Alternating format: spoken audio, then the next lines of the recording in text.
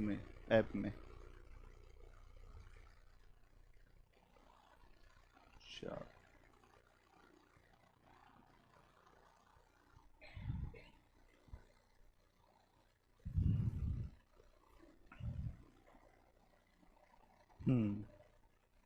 कौन सा क्वेश्चन है?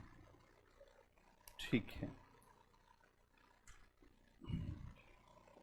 कल आप आई थी? नहीं आई थी। पहले कल का देख लेते हैं, बाद में इसको हम कवर कर लेंगे, वो क्वेश्चन बता देना।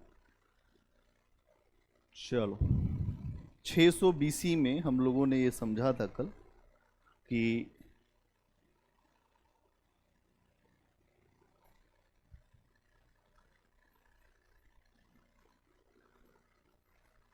600 BC में क्या क्या भारत में बड़े परिवर्तन हो रहे थे। अगर आप प्राचीन इतिहास की बात कर रहे हो तो प्राचीन इतिहास का मतलब क्या है? भारत का वो अतीत, भारत का वो इतिहास जिसको हम बहुत पीछे का काल। इतिहास में ऐसा कुछ भी नहीं है कि अलग अलग आप इतिहास को बांटें, ये केवल अपनी सुविधा के लिए हमने बांटा है। चाहे वो प्राचीन हो, मध्यकाल हो, आधुनिक हो, विश्व इतिहास हो, पोस्ट इंडिपेंडेंस हो, ये हमारी सुविधा के लिए इतिहासकारों ने अपनी सुविधा के लिए बांटा है।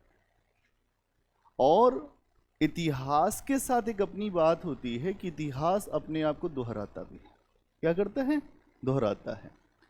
इतिहास मैं जैसा पढ़ाता हूं उसमें एक बात मैं हमेशा ध्यान रखता हूं कि तथ्यों का संग्रह न हो जाए आपके पास। फैक्ट बहुत ज़्यादा आपको पढ़ना है, बहुत सारी बुक है, आप लुसेंट पढ़ डालिए, पूरे फैक्ट ही फैक्ट मिलेंगे, आपको मज़ा सा आ जाएगा। लेकिन उससे अगर आप ये सोचे कि मेंस का आंसर राइटिंग कर ले, वो नहीं हो पाएगा। क्यों? क्योंकि वहाँ वो अप्रोच है ही नहीं। हमारा क्या है काम? आपके दिमाग में एक मैसेज दे देना कि कैसे अगर प्रश्न पूछा जाएगा तो हम आंसर लिख पाए।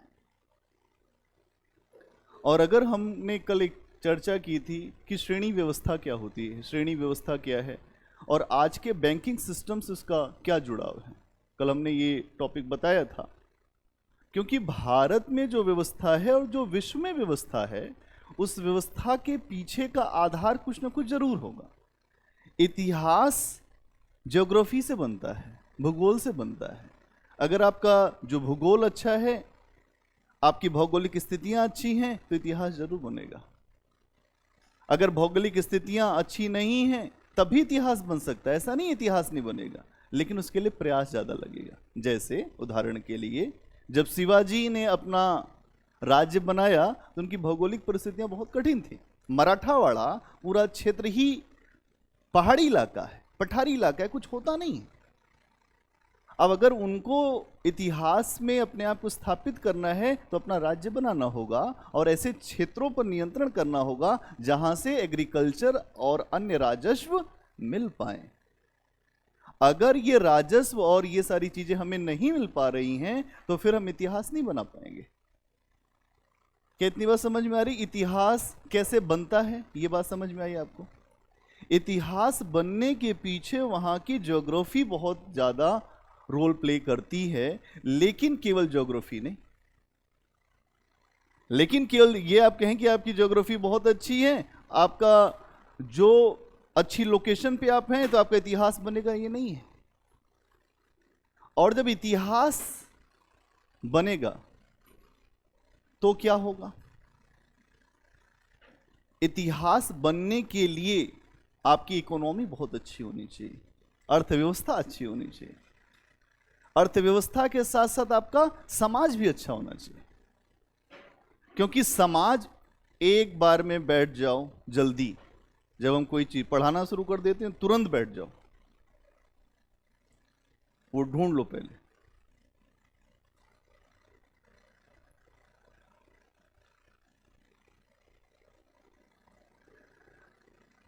तो इतिहास, अगर हमने आपको बताया कि इतिहास क्या है, तो इतिहास को समझना, इतिहास तब बनेगा जब हमारा एक अच्छा वो भूगोल हो और केवल भौगोलिक स्थिति महत्वपूर्ण हो जाए तो इतिहास उसके बाद भी नहीं बन सकता, सहायक हो सकता है। जैसे अगर आप देखेंगे कि सबसे पहले जो नगरीकरण हुआ वो नदियों के किनारे हुआ। क्यों? क्योंकि उत्पादन वहां ज्यादा है। इसके अलावा अगर आप देखेंगे कि वहां उत्पादन के साथ साथ हमें शक्ति की भी जरूरत होगी इतिहास बनाने के लिए, क्योंकि आपके पास अगर शक्ति नहीं है तो इतिहास बनेगा नहीं। इतिहास बनाना है तो ताकत चाहिए, सैन्य क्षमता। आज के उदाहरण से समझाता हूं। आधुनिक भारत में जब अंग्रेज आए भारत में, अंग्रेज आने के पीछे अंग्रेजों की क्या मानसिकता है इसे समझना होगा। अंग्रेजों की मानसिकता क्या थी? महारानी एलिजाबेथ के चार्टर थे। 1600 में एक कंपनी बनाई गई जिसको ये कहा गया कि 15 वर्ष के लिए पूरब के देशों के साथ जाके व्यापार करो। इस कंपनी में 213 से ज्यादा भागीदार थे और महारानी खुद भी एक इसकी पार्टनर थी। ध्यान समझना, महारानी ने ईस्ट इंडिया कंपनी को इसीलिए भेजा ही था कि तुम मेरे लिए भी जाके व्यापार करो, अब मैं तो जा नहीं पाऊंगी। इसीलिए बाद में महारानी का इंटरेस्ट बढ़ता गया और 1857 में पूरे शासन को अपने हाथ में ले लिया गया। अगर आप ये देखेंगे कि उद्देश्य क्या होता है, आर्थिक उद्देश्य ज्यादा होता है, लेकिन आर्थिक उद्देश्य को भी पूरा तब आप करेंगे जब आपके पास शक्ति। इतिहास आपका तब बनेगा जब आपके पास शक्ति सामर्थ्य हो, और शक्ति सामर्थ्य के लिए पैसा चाहिए। इसीलिए जहां जहां नगरीकरण हुआ है हर काल में शक्ति जरूर रही होगी। 600 बीसी में अगर आप देखेंगे तो सारे महाजनपदों को एक महाजनपद ने खा लिया, मगध महासाम्राज्य।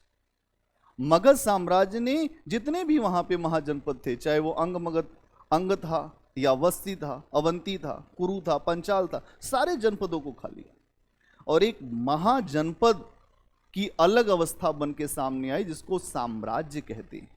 और वो साम्राज्य ही 600 बीसी में आपको दिख रहा है, और इसी साम्राज्य पर आगे चल के मौर्य आएंगे। ध्यान रखना, कुछ भी अलग अलग नहीं पढ़ना है।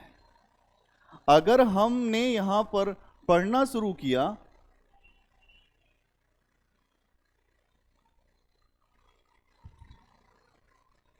ये कौन है भाई?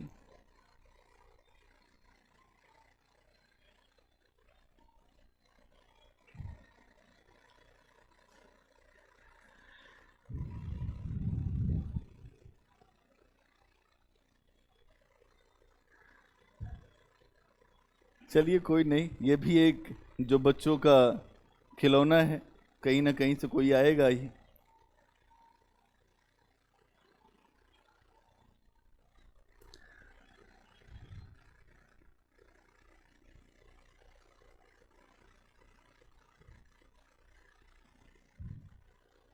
तो मैं यही बता रहा था कि इतिहास में कुछ बातों का ध्यान रखना है। एक तो हमें जो देखना है निरंतरता, कंटिन्यूटी, और दूसरा हमें देखना है परिवर्तन। अगर इन दो शब्द पर तुम्हारी पकड़ बन जाए तो तुम इतिहास में बहुत अच्छा लिख सकते हो। आंसर लिखना शब्दों की बाजीगरी है। आंसर राइटिंग कोई ऐसा नहीं है कि आप अचानक आओगे और आपको आ जाएगा। आंसर राइटिंग में इंट्रो कैसे जाएगा, उसका जो मेन पार्ट क्या होगा, कंक्लूजन क्या होगा, ये आपके दिमाग में पहले ही आ जाएगा लिखते समय, और ये धीरे धीरे आता है। अभ्यास चाहिए इसके लिए। तो यहां पर दो चीजें हमें देखनी है। अब हमने इसके पीछे बहुत सारी चीजें देखी थी। अगर हम सबसे पहले देखें तो हमने देखा था पाषाण काल। जो लोग बिल्कुल नए हैं थोड़ा सा समझ लेंगे। हमने क्या देखा था? पाषाण काल। पाषाण काल क्यों कहते हैं? क्योंकि इस समय का मानव पत्थर के औजारों का इस्तेमाल करता था। उसको किसी भी अन्य धातुओं की जानकारी नहीं थी और मानव का सहयोगी था पत्थर। और उस समय मानव के जीवन में एक ही काम था कि एक तो अपनी रक्षा करना और दूसरा शिकार करना। इस समय का मानव नदियों के किनारे है, पहाड़ों के किनारे है, वहां रहता है। और ये मानव जो होगा ये धीरे धीरे जानवरों को भी दोस्त बनाएगा। तो पाषाण काल से हम बहुत सारी चीजों को देखते हैं, वो अलग, हम बहुत सारी चीजों को देखते हैं। क्या देखते हैं कि पाषाण काल के समय मानव जो है अपनी रक्षा के लिए अलग अलग प्रयास कर रहा है। इसमें भी 3 चरण हैं, है ना, जो पाषाण काल में भी हम देखेंगे। एक आता है मध्य पाषाण काल, इसके बाद नवपाषाण काल, नवपाषाण काल। अब इसमें भी अगर हम बात करें तो जो बिल्कुल इनिशियल स्थल है पूरा पाषाण काल, इसमें भी 3 चरण हैं। इस पे हम अलग से आप लोगों को, जो लोग नए हैं, उसको हम चर्चा कर देंगे बाद में। इतनी बात समझ लो कि इस पूरे काल में यहां जो इनिशियल समय है, इस समय मानव का सबसे ज्यादा प्रयास ये था कि अपनी जान बचाओ, जान बचाओ, और उसके लिए उसने पत्थर के उपकरणों की सहायता लिया। और क्या किया, वो गुफाओं में रहता था। इसी समय में देखेंगे आप, इस समय आरंभिक समय में ही इसने चित्रकारी करना भी शुरू किया। तो भीमबेटका की जो गुफाएं मिलती हैं मध्य प्रदेश में, वहां पर आप उस समय के मानव के जीवन में क्या घटित हो रहा है ये देख पाओगे। क्या घटित होता है कि वो मानव जो शिकार करता है, इसके अलावा वो मानव किसी की आराधना भी कर रहा है, उसके जीवन में क्या हो रहा है। इसका मतलब जो आज आप कर रहे हो उस समय के भी लोग करते थे। इतना समय बीत गया लेकिन मानव अपने जीवन में जैसा था वैसा ही है, केवल हमने कपड़े बदल दिए। लेकिन अगर आप सोच की बात करोगे तो मानव की सोच वही है। इसीलिए मार्क्स कहता है कि हमें ऐसी बराबरी चाहिए जहां आदिम समाज हो। आदिम समाज में सब बराबर थे, महिला पुरुष सब बराबर, सब एक साथ मिलके रहते थे, एक साथ ही शिकार करते थे, एक साथ ही खाते पीते थे। बाद में इनकी जरूरतें बढ़ती गई, इन्होंने पत्थर के छोटे छोटे औजार बनाने शुरू किए मध्य पाषाण काल में, माइक्रोलिथ। और फिर धीरे धीरे यहां पर अग्नि का प्रयोग तो हुआ लेकिन ज्यादा नहीं। फिर आगे चल के अग्नि, पहिया, एग्रीकल्चर सब। और यहीं से आप देखेंगे जब एग्रीकल्चर हुआ तो यहीं से आगे चलकर ताम्र पाषाण, मतलब पत्थर के साथ साथ एक और धातु का इस्तेमाल हुआ, तांबा, तांबे का इस्तेमाल होने लगा। और इन्हीं नवपाषाण काल की विशेषताओं के कारण कई ऐसे स्थल बने जिनको ताम्र पाषाणिक स्थल कहते हैं, जैसे इनाम गांव, आहाड़, कायथा, जोरवे, बहुत सारे स्थल। और आगे चल के यहां से ही सिंधु घाटी सभ्यता आपको दिखती है। सिंधु घाटी सभ्यता, इसमें एक और नई धातु आ गई, कांसा। ठीक है, कांसा आई और इसका निर्माण किया 3 प्लस तांबा।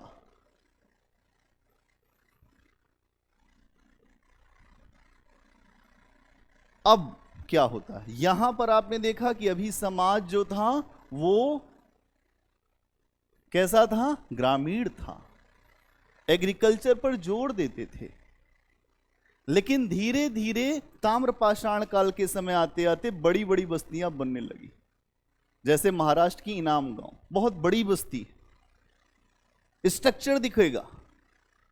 हवा में सिंधु घाटी सभ्यता नहीं खड़ी हो गई, इसके पीछे का आधार है, यही मैंने कहा, परिवर्तन। परिवर्तन समझ जाओगे तुम, हर घटना को समझ जाओगे। और फिर सिंधु घाटी सभ्यता एक नगरी सभ्यता थी जिसका विनाश हो गया। और जब विनाश हुआ तो उसके पीछे एक कारण नहीं, अनेक कारण है। और उसके बाद एक नई संस्कृति आई जिसको कहते हैं वैदिक संस्कृति। जो सभ्यता क्यों नहीं कहा, क्योंकि सभ्यता संस्कृति का विकसित रूप होता है। सभ्यता में नगरीकरण होता है। हमने संस्कृति क्यों कहा, आज का दिन ही कुछ अजीबोगरीब दिखाई दे रहा है। पूजा करानी पड़ेगी, नहीं,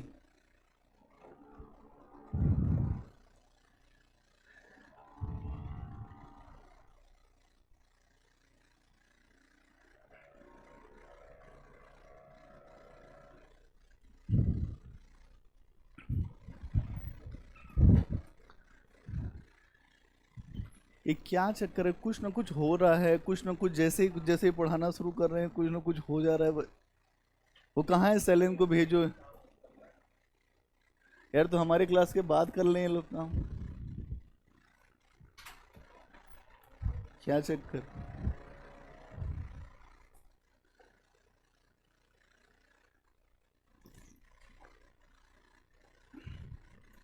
हर व्यक्ति केवल अपने सुख के लिए परेशान है, अपना काम कराएगा लेकिन दूसरे को दुख देगा। तो हमने यही बात रखी है आपके सामने कि यहां से अगर आप देखते हैं तो जो सिंधु घाटी सभ्यता है वहां पर एक पूरा नगरीय समाज दिखता है। लेकिन नगरीय समाज भी अगर आपने बना लिया, इसका मतलब ये नहीं कि वो समाज ही आगे रहेगा। अवसान सबका होगा, विनाश सबका होगा। अगर आपकी नीतियां सही नहीं हैं तो आप बचेंगे नहीं। अभी दुनिया के सामने यही संकट चल रहा है, इसीलिए आपको इकोलॉजी, इन्वायरमेंट और आपदा प्रबंधन पढ़ना है। ऐसे नहीं पढ़ रहे हैं, आपने इसके पहले आपदा आई उसका प्रबंधन नहीं किया। जब सिंधु घाटी सभ्यता का जब विनाश होने लगा तो आप रोक नहीं पाए। इतने व्यवस्थित लोग जब विनाश को प्राप्त हुए तो आप तो अव्यवस्थित है। आप मुंबई चले जाइए, इतनी झुग्गी झोपड़ियां आपको दिखेंगी, इतना अस्त व्यस्त माहौल दिखेगा। आप जो दिल्ली में देखा हो, यहां पर भी अलग अलग इलाके हैं, थोड़ी सी बारिश होती है लगता है मुखर्जी नगर बाढ़ हो गया। क्या है ये सिस्टम? सिस्टम कुछ नहीं। और जब हमारे पास कोई व्यवस्था नहीं होगी तो हम बचेंगे नहीं। सिंधु घाटी सभ्यता के ऊपर भी यही बात आती है कि सभ्यता का पतन इसलिए हुआ कि यहां के लोगों ने अपने संसाधनों का अत्यधिक दोहन किया, और इतना दोहन कर लिया कि नदियों ने मार्ग बदल दिया। इतनी लकड़ी काटी कि हर चीज खराब होने लग गई। और इसके बहुत सारे सोर्सेज मिलते हैं, नासा और इसरो के द्वारा भी दिए जाते हैं। अब यह माना जाता है कि सिंधु घाटी सभ्यता का पतन अलग अलग जो हमने काम किए थे उस समय अत्यधिक करने के कारण हमारा विनाश हुआ उस समय। तो प्रश्न पूछा जाता है कि सिंधु घाटी सभ्यता से वर्तमान नगरीकरण के लिए क्या इनपुट मिलता है, स्पष्ट करें। यूपीएससी में आ चुका है। प्रश्न ऐसे पूछे जाएंगे कहानी से। आप ये सोच लो कि अगर आपने बहुत तथ्य याद कर लिया हिस्ट्री में तो मेरा अपना मानना है कि आप बहुत अच्छा नंबर नहीं पा सकते। आप पूरा डेवलपमेंट समझ लीजिए, क्या है, कैसे हुआ, क्यों हुआ, और अगर ये समझ लेंगे तो आपको जोड़ने में बहुत अच्छा रहेगा। ठीक है। कल मैंने एक बात बताई थी कि एक तो मुद्रा बताई थी और दूसरा बताया था पूंजी बाजार। क्या है मुद्रा, क्या है पूंजी बाजार?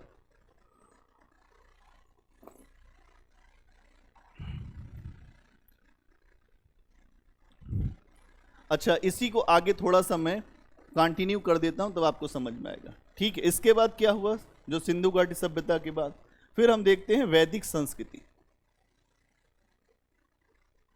ठीक है, वैदिक संस्कृति। और वैदिक संस्कृति में भी अगर हम देखते हैं पूर्व वैदिक, उसके बाद उत्तर वैदिक, और उसके बाद 600 बीसी, 600 बीसी का भारत। हम इसी की चर्चा कर रहे हैं अभी, 600 बीसी के भारत में। पूर्व वैदिक में क्या था? अभी आर्य भारत में आए थे, कुछ हिस्सों में थे जो बाहरी हिस्से थे, अफगानिस्तान के आसपास, जो राजस्थान पंजाब के आसपास, अभी भारत के अंदरूनी हिस्सों से परिचित नहीं थे। लेकिन धीरे धीरे इन्होंने अपने आप को आगे बढ़ाया और ये भारत के अंदरूनी हिस्से में आए। इस समय के समाज में महिलाओं की स्थिति बहुत अच्छी थी, लेकिन आगे चल के स्थितियां खराब हो गई। अगर हम देखते हैं तो यहां एक जो बड़ा बदलाव दिखाई देता है कि यहां पर समाज क्या है, पितृसत्तात्मक है। पितृसत्तात्मक, पितृसत्तात्मक समाज है, पैट्रियार्टिक सोसाइटी है। पिता ही सबसे बड़ा है और उसके द्वारा बहुत सारे दंड देने का भी विधान मिलता है कि वो दंड देता है अपने पुत्र को अलग अलग प्रकार के। तो यहां यह समझना पड़ेगा कि वैदिक संस्कृति जो है, वैदिक संस्कृति एक तो जो ग्रामीण संस्कृति है, पहली बात, दूसरी चीज, यहां पर पिता की भूमिका काफी ऊपर है। तीसरी बात हम देखते हैं कबीले पर आधारित समाज है। चौथी बात अगर हम देखें, राजा के पास कोई सेना का भी स्ट्रक्चर नहीं है, सेना नहीं है, सहयोग है, कबीले के सहयोग पर चल रहा है। अभी कोई कर नहीं दिया जा रहा। हाँ, ये सारी चीजें दिख रही है। इसके बाद फिर क्या होता है, यहां से धीरे धीरे अगर हम देखते हैं तो उत्तर वैदिक काल में इनके यहां कर्मकांड बहुत ज्यादा बढ़ जाता है। कर्मकांड यहां भी था, लेकिन यहां अत्यधिक नहीं था। यहां पर यज्ञ होते थे, आहुतियां होती थी, लेकिन जानवरों को उस तरह से नहीं बलि चढ़ाया जाता था जैसा उत्तर वैदिक काल में हुआ। धीरे धीरे उत्तर वैदिक काल में कर्मकांड इतने बढ़ गए और एक बात यह मानी गई कि हमारे वर्ण जिसमें हमारा जन्म हुआ है वही हमारा कर्म भी है। पूर्व वैदिक काल में एक स्ट्रक्चर है, स्ट्रक्चर तो है कि सबसे ऊपर ब्राह्मण है, फिर क्षत्रिय है, फिर वैश्य है, फिर शूद्र है, ये स्ट्रक्चर है, लेकिन ये बाध्यताएं अभी नहीं है यहां इस काल में जो पूर्व वैदिक काल है। बाध्यताएं आगे आएंगी उत्तर वैदिक काल में, और इन्हीं बाध्यताओं के कारण ही समस्याएं खड़ी होती है। ये जो बाध्यता है, समस्या का कारण भी बाध्यता ही रही। अगर हमने अपने आप को अलग तरीके से बांधने का प्रयास किया उत्तर वैदिक काल में, जो ब्राह्मण ने कहा, पुरोहित ने कहा कि हमारी ही चलेगी, सबसे ऊपर हम रहेंगे, और धीरे धीरे कर्मकांड इतने ज्यादा होने लगे कि राजा को यह कहा गया कि अगर तुमको राजा रहना है तो कुछ यज्ञ करो। तो अश्वमेध यज्ञ हो रहा है या वाजपेयी यज्ञ हो रहा है, ठीक है, बहुत सारे यज्ञ हो रहे हैं। तो ये जो यज्ञ हो रहे हैं, इसके पीछे का आधार क्या है? ब्राह्मण अपने आप को सर्वोच्च रख रहा है, और ये ऐसा नहीं है कि ये अलग से है। कबीले के ही लोग थे, जो लोग ज्यादा योग्य हो जाते हैं वो अपने आप को उच्च करने का प्रयास करते हैं। आप एक परिवार का स्ट्रक्चर मैं अक्सर देता हूं। आप एक परिवार में हैं, 5 भाई हैं, 5 भाइयों की पत्नियां हैं, ठीक। जो भाई सबसे ज्यादा योग्य होगा, मान लो एक भाई आईएएस है, उसकी ज्यादा बात सुनी जाएगी और धीरे धीरे वो सब पे हावी हो जाएगा। क्या होगा? हावी हो जाएगा, और हमेशा उसी के आधार पे ही निर्णय होंगे। उसके बाद जो उससे कम योग्य होगा वो उसके साथ जुड़ा रहेगा कि जो भैया जो कहते हैं वही सही है, और जो छोटे वाले सब रहेंगे जो योग्य नहीं है वो अपना एकदम दिमाग नहीं चलाएंगे, जो हो रहा है वो होने दीजिए। ऐसा ही कुछ स्ट्रक्चर उस समय भी था। कुछ लोगों को ये कहा गया कि ऐसा है कि हम सबसे बड़े हैं। इसने कहा कि हम क्षत्रिय हो, आपको शासन कर रहे हैं तो आप शासन करो, लेकिन हम आपके अंदर देवत्व का आरोपण करेंगे। आपके अंदर आप सामान्य व्यक्ति हो, आप कैसे राजा बनोगे? जब तक यज्ञ नहीं कराएंगे तब तक राजा नहीं बन सकते। तो राजा बनने के लिए यज्ञ की बात रखी गई, और यहीं से धीरे धीरे ब्राह्मणवादी कर्मकांडी व्यवस्था की शुरुआत, जिसके खिलाफ 600 बीसी में भारत में बड़े बदलाव देखे गए। हां, जैसे अगर आप देखेंगे, एक तो इतना बड़ा बदलाव आया जो इस बात का संकेत दे रहा है कि हमें अपने आप को बदलना होगा। तो इस समय एक बदलाव आपको दिखाई देता है, मगध साम्राज्य का उत्कर्ष।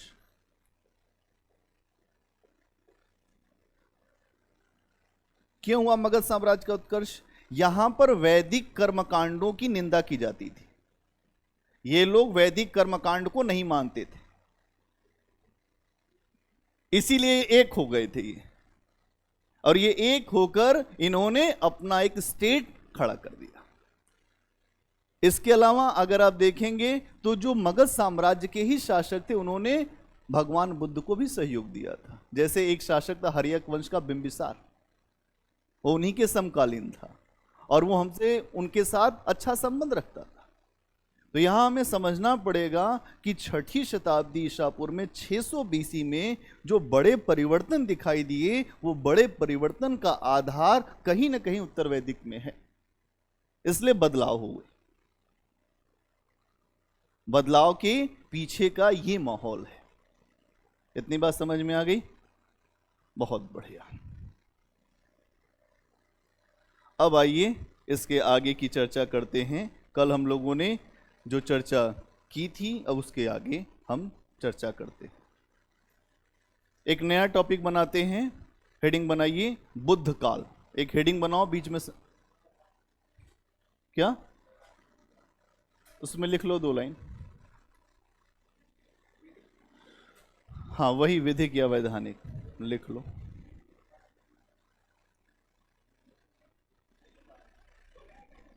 हम्म, 2 लाइन लिखवाए हैं ना? ठीक, आगे बढ़ो।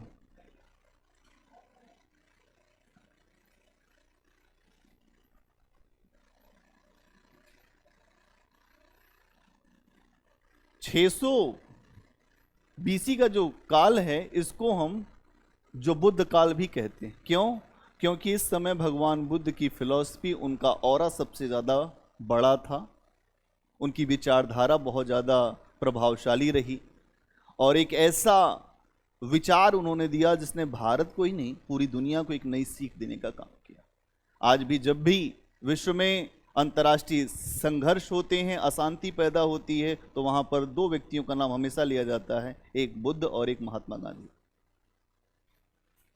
ये 2 ऐसे व्यक्ति हैं जिन्होंने पूरी मानवता को बदलने का प्रयास किया, मानवता के हृदय को बदलने का प्रयास किया। और बुद्ध अपने समय के महान व्यक्ति इसलिए रहे कि बुद्ध ने लोगों की सोच पर प्रहार किया।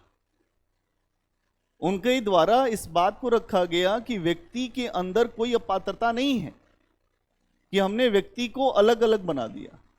हर व्यक्ति एक महान बन सकता है, ये क्षमता सब में होती है, हम उसे चेंज कर दें। इसीलिए बुद्ध महान रहे, और बुद्ध ने अपने समय की व्यवस्था को तोड़ दिया। जो स्ट्रक्चर था,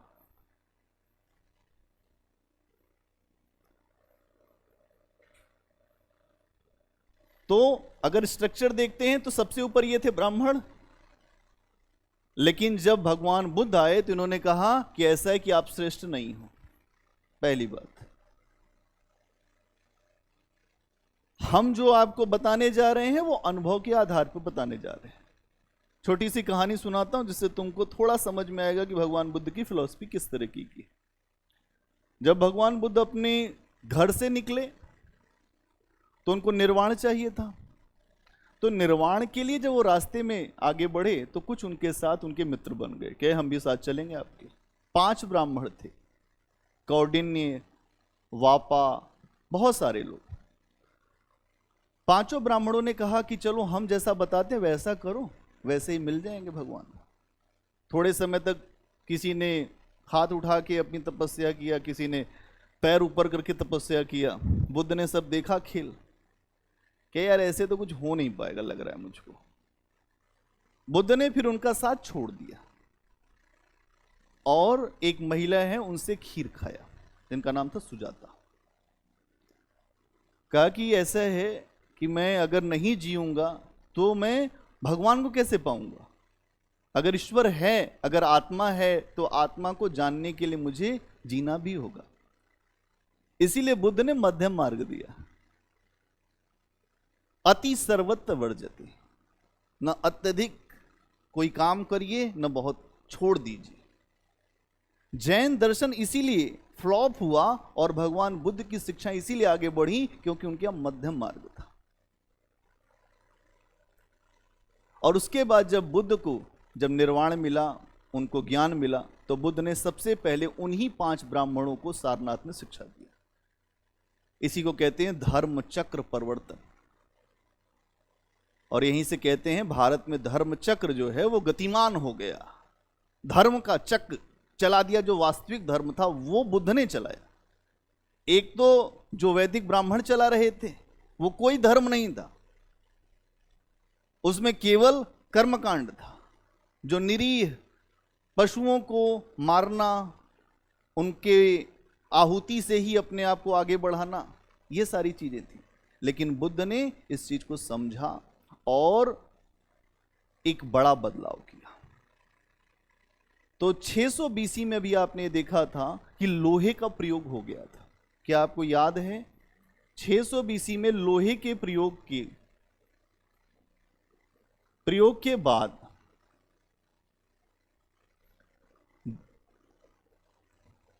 बड़े पैमाने पर हम देखते हैं उत्पादन होने लगा था। पहली चीज तो यह है 600 बीसी में अगर हम देख रहे हैं तो इस पूरे क्षेत्र में जो गंगा घाटी के आसपास का इलाका है, लोहे का इस्तेमाल हुआ। और जब लोहे का इस्तेमाल हुआ तो बड़े पैमाने पर उत्पादन बढ़ गया। और जब उत्पादन बढ़ेगा तो आप देखेंगे कि इसी समय नगरीकरण भी होगा, कुछ नए नगर बनेंगे। मैंने आपको बताया था कई ऐसे नगर उस समय बने, जैसे वैशाली बना, राजगिरी बना, है ना, जो साकेत बना। तो ये सारे कुछ आपको नगर बनते हुए दिखाई देंगे। और इसके बाद आप देखते हैं कि इसी समय बहुत सारे महापुरुषों का भी उदय हुआ। क्यों? क्योंकि अलग अलग मत पहले से चल रहे थे। जो वैदिक कर्मकांडी मत थे, उन मतों को नीचे के लोग बहुत ज्यादा अच्छा नहीं मानते थे, चाहे वो वैश्य हो या शूद्र, क्योंकि वैश्य और शूद्रों को बहुत ज्यादा धर्म में स्थान था ही नहीं। और जब उनको धर्म में स्थान नहीं दिया गया तो उनके द्वारा एक नए मत, एक नए संप्रदाय की प्रतीक्षा हो रही थी कि कोई नया विचार दे जहां ईश्वर हमारे लिए भी हो सके। आज आप देखेंगे कि ईश्वर के नाम पर तमाम आडंबर है। कोई कहता है हम ईश्वर को जानते हैं, हमारे पास आओ, कोई कहता है ये, कोई कहता है वो। उस समय भी यही चल रहा था कि वैदिक कर्मकांड वाली व्यवस्था व्यापारियों के सूद पर पैसा लेने के जो उपकरण को खराब मानते थे। ये कहते थे कि हम सूद पे पैसा ले रहे हैं तो हमारा धर्म नष्ट हो जाएगा, हम समुद्र की यात्राएं नहीं कर सकते क्योंकि समुद्र के छूने से भी पाप लगता है। इस तरह के देश में बहुत ज्यादा उत्साह हो लोगों के अंदर जो व्यापार करने वाले हैं, तो नहीं हो सकता। इसलिए आप देखेंगे कि 600 बीसी में भारत में नए संप्रदायों का उदय हुआ। और इसमें जो सबसे बड़े व्यक्ति हुए, महापुरुष हुए, वो हुए महात्मा बुद्ध। ठीक है, अगर आप देखेंगे तो इसीलिए इस समय को यह कहा जाता है दार्शनिक क्रांति। दार्शनिक क्रांति किस संदर्भ में? एक नई विचारधारा,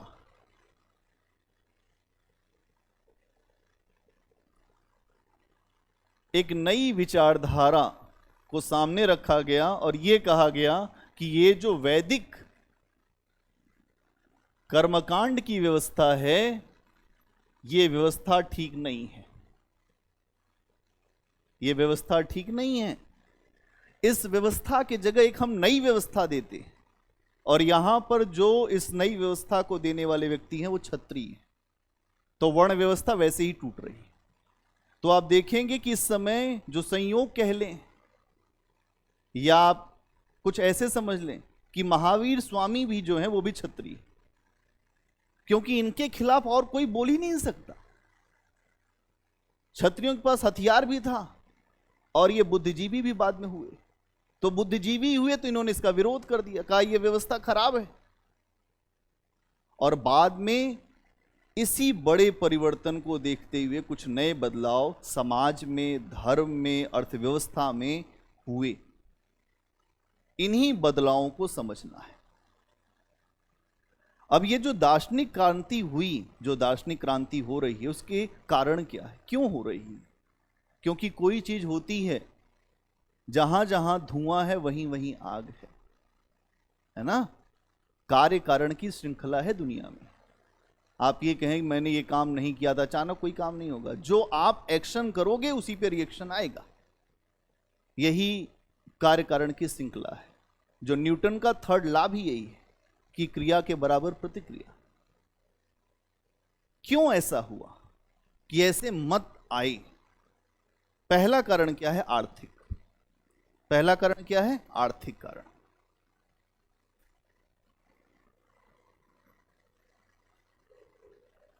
कि भारत में नए दार्शनिक मत क्यों आए, तो पहला कारण क्या होगा? आर्थिक कारण।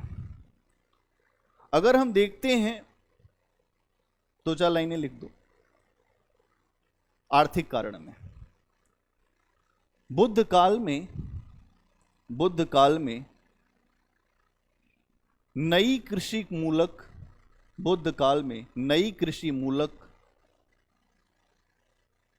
अर्थव्यवस्था,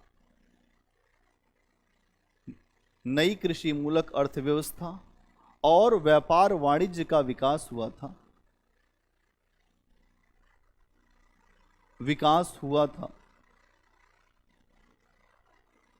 अर्थव्यवस्था और व्यापार वाणिज्य का विकास हो रहा था या हुआ था।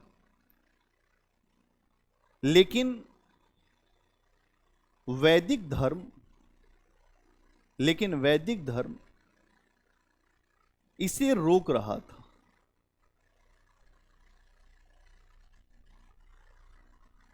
क्योंकि वैदिक धर्म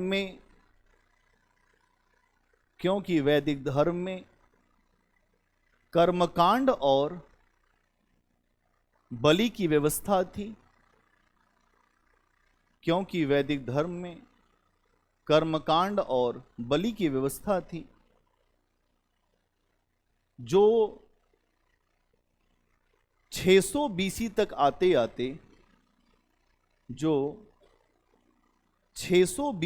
आते आते अत्यधिक जटिल हो गई थी। कॉम्प्लेक्स, अत्यधिक जटिल हो गई थी। इसके अलावा वैदिक व्यवस्था में सूद पर पैसा देने को भी, इसके अलावा वैदिक व्यवस्था में सूद पे क्या होता है? जो ब्याज पर पैसा दिया जाता है। इसके अलावा वैदिक व्यवस्था में ब्याज पर पैसा देने को भी पाप माना जाता था। किंतु इस समय तक समाज में इसकी अत्यधिक आवश्यकता थी।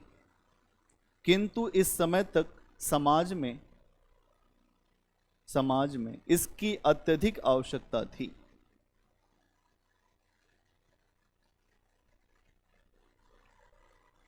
क्या आपको ये बात समझ में आई?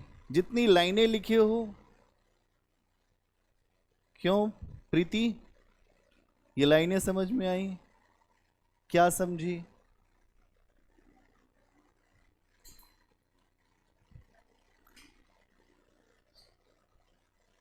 गणेशी, अब अगले बार चांस मिलेगा। गणेशी बोलो।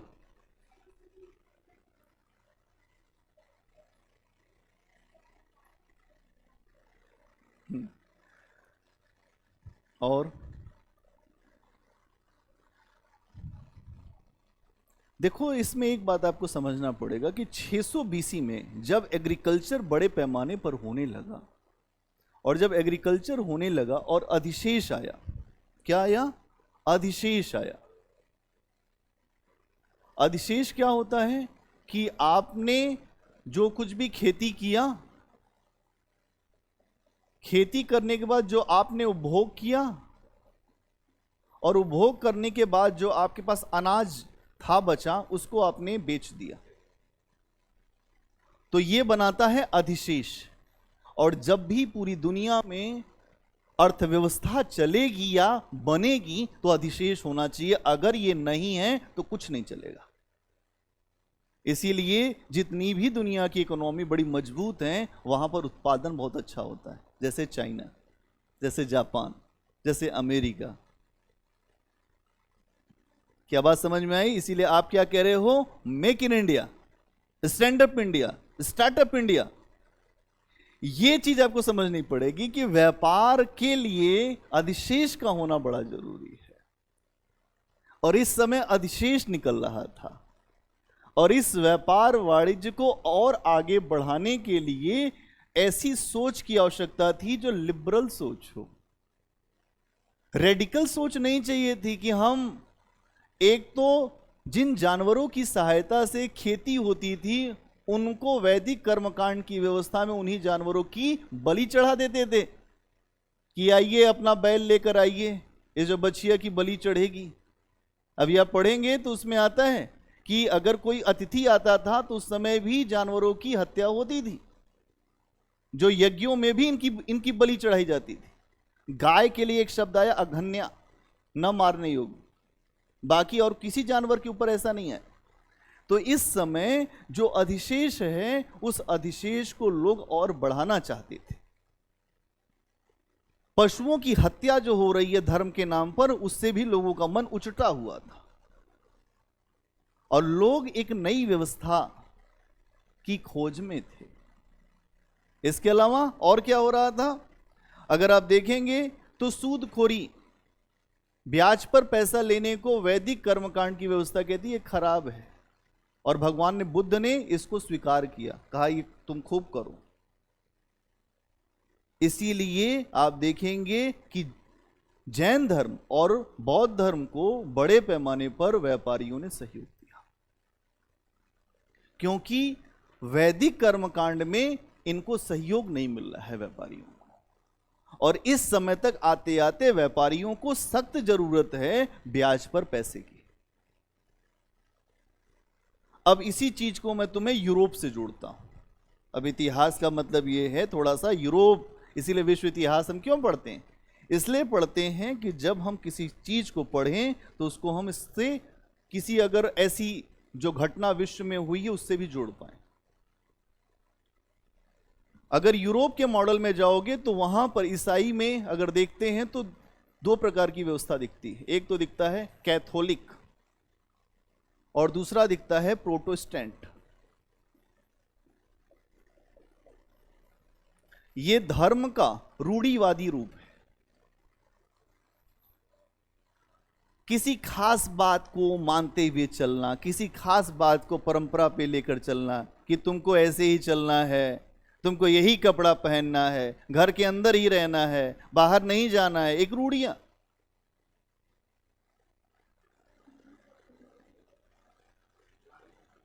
पुरानी व्यवस्थाओं को, जो व्यवस्थाएं ठीक नहीं उसके बाद भी उसका पालन करना रूढ़ी कहलाता है।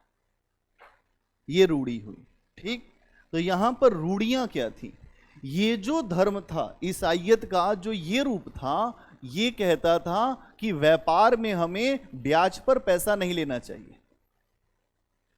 इसीलिए यूरोप में धर्म का भी एक नया मॉडल आ गया, प्रोटेस्टेंट।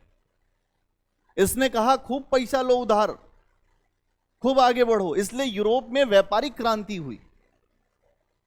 अब आप सोचिए कि ये चीजें हो रही हैं 14वीं से 16वीं शताब्दी में, यहां बुद्ध 600 बीसी में भी यही काम कर रहे हैं।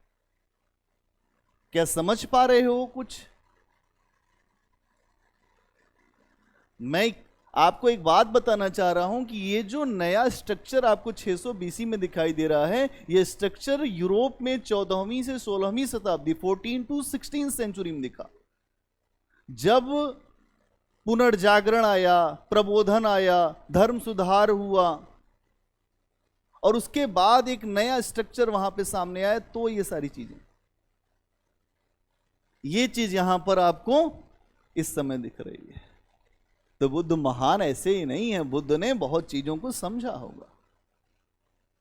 जब भी बुद्ध से किसी ने पूछा ईश्वर को जानते हो, तो बुद्ध ने कहा अनिर्वचनीय है। क्या गलत कहा? अगर ये बोल देते कि ईश्वर ऐसा मैंने देखा था, वो तो बांसुरी लेकर बैठा था, ये तो वो भी एक नए कर्मकांड को जन्म दे देते। इसलिए बुद्ध ने कभी ईश्वर के नाम पर चर्चा नहीं किया। तो वैदिक कर्मकांड की व्यवस्था ने बुद्ध को कहा ये नास्तिक है, ये नहीं जानता, ये झूठ बोलता है। और जैन और बौद्ध धर्म को नास्तिक धर्म में रख दिया गया। कितने बड़े आश्चर्य की बात है कि दुनिया के सबसे आध्यात्मिक लोगों को नास्तिक बताया जाता है भारत में। नहीं, ऐसा लगता है? नहीं लगता आपको? आप लोग भी पढ़ते होंगे, एनसीईआरटी तो पढ़ना ही है सबको। क्लास 11th की एनसीईआरटी हमारी क्लास में पढ़ के आएंगे, आपको बहुत मजा आएगा। हम थोड़ा आपको इस तरीके से ले जाएंगे, आपको लगेगा कि हाँ ये चीज आपके सामने उतर जाएगी, वो फील करा देंगे आप। तो 600 बीसी में जो भगवान बुद्ध हैं उनके पीछे की फिलॉसफी ये है कि बुद्ध को ये बात समझ में आ गई है कि अब हमारे समाज की क्या जरूरत है, क्या आवश्यकता है। इसलिए ये नई दार्शनिक क्रांति हो रही है। इस दार्शनिक क्रांति में जैन और बौद्ध दोनों शामिल हैं, लेकिन इस पूरे काल को बुद्ध काल इसलिए कह रहे हैं कि बुद्ध ज्यादा प्रभावी है, महावीर से भी ज्यादा प्रभावी है, इसलिए हम इसको बुद्ध काल कह रहे हैं। अगला पॉइंट बनाओ, सामाजिक कारण। सामाजिक कारण, पहला कारण क्या है? आर्थिक कारण। दूसरा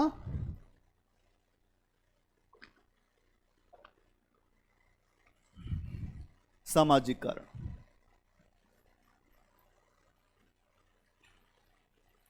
दार्शनिक क्रांति के कारण।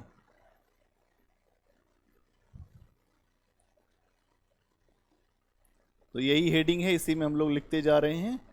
पहले आर्थिक कारण लिखा, फिर सामाजिक कारण लिखेंगे,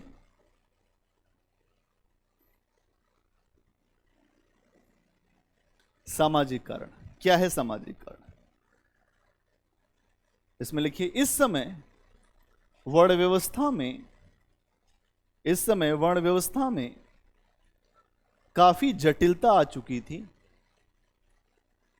इस समय वर्ण व्यवस्था में जो वर्ण सिस्टम था, वर्ण व्यवस्था में काफी जटिलता आ चुकी थी और सामाजिक जीवन में तनाव आ रहा था,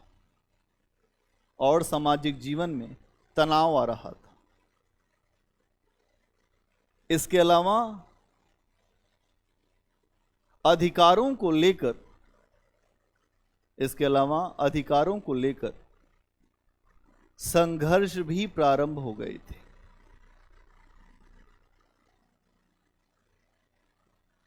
अधिकारों को लेकर संघर्ष भी प्रारंभ हो गए थे।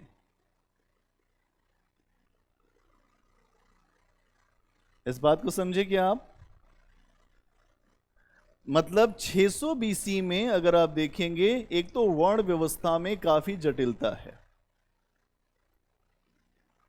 क्या है? जटिलता है। वर्ण व्यवस्था क्या है? वही जो ब्राह्मण क्षत्रिय वैश्य वाला। उसमें एक अजीब स्थिति बनी हुई है। अपने अधिकारों के लिए लोग बहुत ज्यादा आगे हैं। जो ब्राह्मण है उसको अपना अधिकार चाहिए, क्षत्रिय अपने अधिकार के लिए संघर्षरत है, वैश्य अपने अधिकार के लिए और शूद्र अपने अधिकार के लिए। तो एक तो आपको यह दिखाई देगा कि आपस में सामाजिक जीवन में तनाव आ गया है। क्यों तनाव आया है? सामाजिक जीवन में तनाव, और दूसरा अधिकारों का प्रश्न। इसी बात को आपने लिखा है, केवल मैं उसको थोड़ा समझा रहा हूं। सामाजिक जीवन में तनाव, जब आप ये कहोगे कि हम सबसे ऊपर हैं और ये है फिर ये है, तो ये लोग क्या करेंगे जो मरने के लिए केवल जन्मे हैं? तो उन्होंने ये कहा कि भाई हमें तुमसे बात नहीं करनी है, तो तनाव पैदा हो गया। ठीक, अगर आप देखेंगे तो ऊपर के 3 वर्गों के लिए यह कहा गया उपनयन संस्कार है कि ऊपर के जो 3 वर्ग हैं, ब्राह्मण क्षत्रिय और वैश्य, इनका उपनयन संस्कार होगा। इसके अलावा जो नीचे के वर्ग हैं, इनको कोई भी अधिकार नहीं दिया गया। तो संघर्ष के ये कारण। इसके अलावा आपद धर्म की भी व्यवस्था रखी गई। आपद धर्म की व्यवस्था का मतलब यह है कि अगर कभी आपत्ति पड़े तो ये ऊपर के वर्ग आपत्ति आए तो ये ऊपर के वर्ग इनका व्यवसाय अपना सकते हैं, इनका व्यवसाय अपना सकते हैं और इनका भी अपना सकते हैं। इनके लिए कुछ नहीं है। इसके अलावा जो महिलाएं हैं, जो ब्राह्मण, क्षत्रिय, वैश्य, तीनों ही अपना सकते थे और अपने जो नीचे की व्यवस्था है उस जगह जा सकते थे। जो ब्राह्मण है वो क्षत्रिय पर भी आ सकता था। इसके उदाहरण आपको मिलेंगे, इसके उदाहरण आपको मिलेंगे। जो शुंग वंश का शासन जब देखोगे, जब पुष्यमित्र शुंग आता है तो वो राजा बन जाता है। राजा बनने का काम आमतौर पर क्षत्रिय का है, लेकिन वो ब्राह्मण था, पुष्यमित्र शुंग। तो उपनयन संस्कार का मतलब क्या है कि ये जो ऊपर के 3 वर्ण हैं, इनके लिए अधिकार दिया गया कि आप अपना जनेऊ संस्कार करो। और इसके बाद जब ये उपनयन संस्कार हो जाता था तो इनके लिए एक शब्द और आता है, द्विज, जिसका 2 बार जन्म होता। एक बार उपनयन संस्कार होता है उस समय, और एक बार हमारा जब जन्म होता है उस समय। तो इनको कहा गया द्विज। अब ये जो नीचे के लोग हैं, न इनके पास उपनयन संस्कार का अधिकार है, ना तो ये जो इसमें आते हैं द्विज में। तो सामाजिक तनाव होगा कि नहीं होगा? इसके अलावा ये कह रहे हैं हमको अधिकार चाहिए, ये भी कह रहे हैं और ये भी कह रहा है। जो वैश्य भी, जो वैश्य है वो भी नाराज है। पूछो क्यों? वैश्य ये कह रहा है कि हमको व्यापार करने की तुम छूट नहीं दे रहे हो, हम जो ब्याज पे पैसा नहीं ले सकते, हमारे साथ तुम्हारा अच्छा रवैया नहीं है। इसीलिए वैश्य और शूद्र इस समय अधिकारों की मांग करने लगे। और जब जब अधिकारों की मांग होगी, चाहे वो कोई भी करे, जब महिलाएं अधिकारों की मांग करती है तो संघर्ष होता है नहीं होता? बताओ। जैसे महिला ने ये कहा कि आप बताओ इसका मतलब क्या है, तुरंत जो समाज है उसको रिएक्ट कर देता है। सारा संघर्ष अधिकारों का है। इस दुनिया में अगर जो संघर्ष है कहीं तो अधिकार को लेकर है। यहां पर भी इसीलिए संघर्ष हमें दिखाई देता है अधिकारों को लेकर। अगला पॉइंट बनाओ, धार्मिक कारण।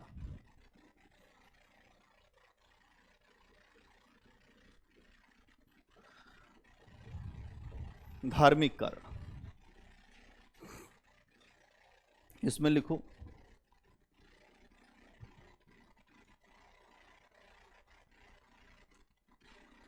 प्रारंभिक समय में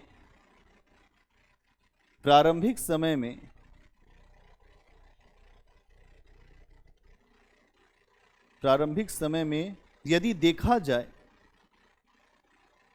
तो ब्राह्मणवादी व्यवस्था में सरलता थी।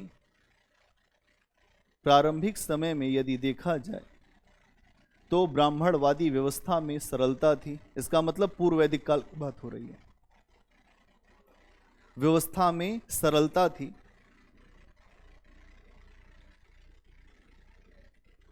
हाँ, ब्राह्मणवादी व्यवस्था ही है ना, जो वैदिक कर्मकांड की ब्राह्मणवादी व्यवस्था। ब्राह्मणवादी व्यवस्था में सरलता थी, किंतु उत्तर वैदिक काल तक आते आते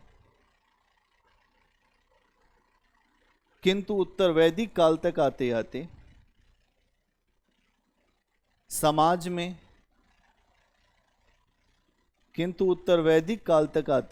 समाज में कर्मकांड, तंत्र मंत्र, समाज में कर्मकांड, तंत्र मंत्र, बलि की व्यवस्थाएं मजबूत होने लगी। बलि की व्यवस्थाएं मजबूत होने लगी। इससे लोगों का धार्मिक जीवन,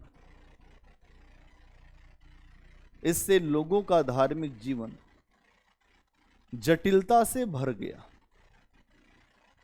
इससे लोगों का धार्मिक जीवन जटिलता से भर गया। परिणाम स्वरूप वैदिक कालीन धर्म का विरोध शुरू हुआ।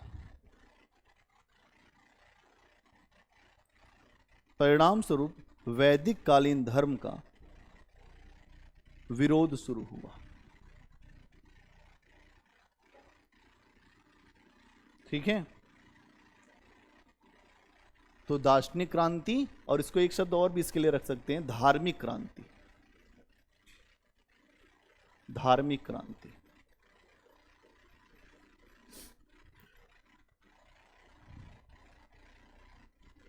है ना। क्या मतलब यहां पे निकल के आया कि अगर हम देखते हैं कि पूर्व वैदिक काल में जो व्यवस्था थी, जो वैदिक धर्म की, वो व्यवस्था आसान थी, लोग उसका आराम से पालन कर रहे थे, कोई वर्ण व्यवस्था भी जटिल नहीं थी, हर व्यक्ति एक दूसरे के साथ आराम से रह रहा है, एक ही परिवार में एक व्यक्ति रहता है, वो अलग अलग अपने व्यवसाय करते हैं, उसकी माँ अलग काम करती है, पुत्र अलग काम करता है, पिता अलग काम करता है, कोई समस्या नहीं है। लेकिन उत्तर वैदिक काल तक आते आते आप देखेंगे कि समाज में इन्फोर्समेंट होने लगा, दबाव बनाया जाने लगा कि तुम्हें यह करना पड़ेगा, और राजन्य जैसी उपाधियां धारण होने लगी। जो मुखिया हो गया उसने कहा मैं अब मुझे राजा कहो, अब तुमको मेरे अधिकार में रहना होगा।